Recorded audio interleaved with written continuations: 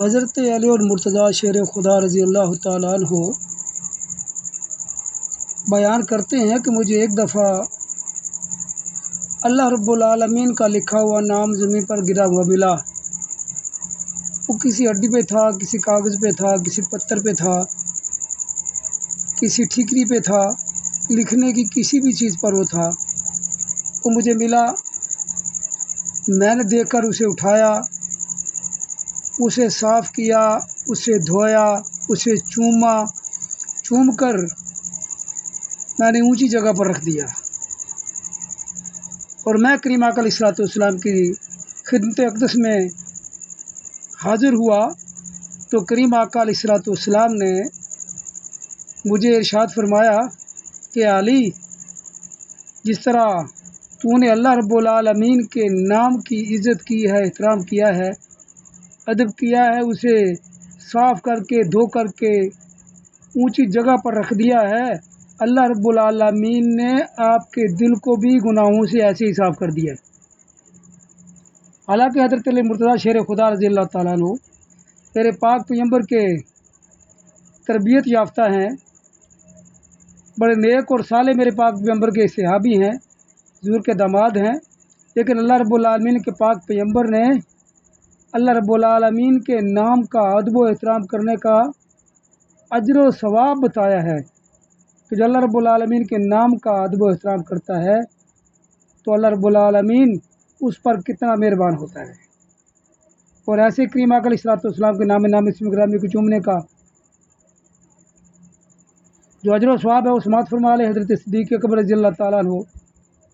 جن کی زندگی کا ہر پہلو چومنے کو نہ ماننے والے بیان کرتے ہیں،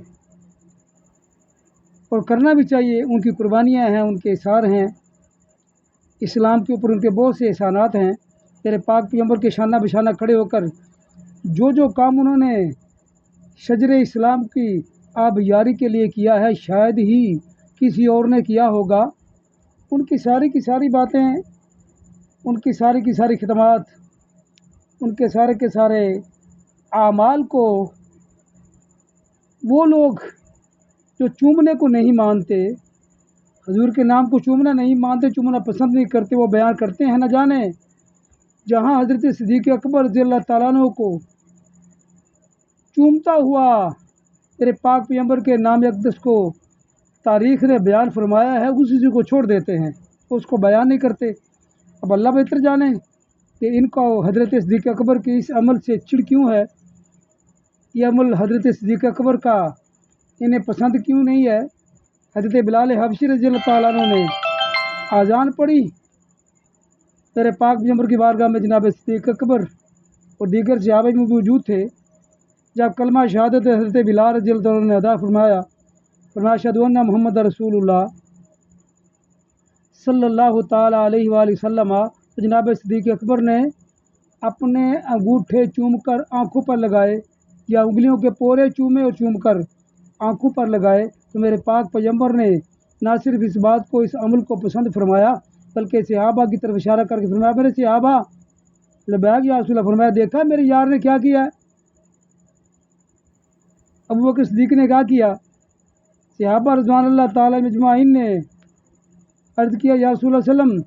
بیان فرمائیے۔ حضور نے فرمایا کہ اس نے انگوٹھے چومے، میرے نام کو چوما ہے، اور جو بندہ یہ کام کرے، میرے نام کو چوم کر اپنی آنکھوں پر لگائے، کل قیامت کے دن اس کے لیے میری سفارش واجب ہو جائے گی۔ جو بندہ یہی کام کرے جو میرے یار غار نے کیا ہے، تو جان لیں پھر کتنا بڑا مقام و مرتبہ ہے میرے پاک پیغمبر کے نامی اسم گرامی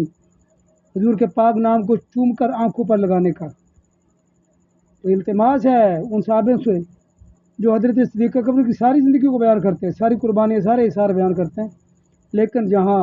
حضرت صدیق اکبر رضی اللہ تعالیٰ عنہ کہ انگوٹھا چومنے کا بیان ہوتا ہے، اسے جان بوجھ کر نظر انداز کر دیتے ہیں۔ اللہ رب العالمین سب کو پورے کا پورا صدیق اکبر کو بیان کر کے اس کو ماننے کی کما حقہ توفیق نصیب فرمائے۔ اللہ رب العالمین ہمیں اپنے نام کو اور اپنے پاک پیغمبر کے نام کو چومنے کی بھی توفیق نصیب فرمائے۔ ادب و احترام کا اللہ رب العالمین ہم سب کو ذوق و شوق عطا فرمائے۔ وما علیہ الا البلاغ۔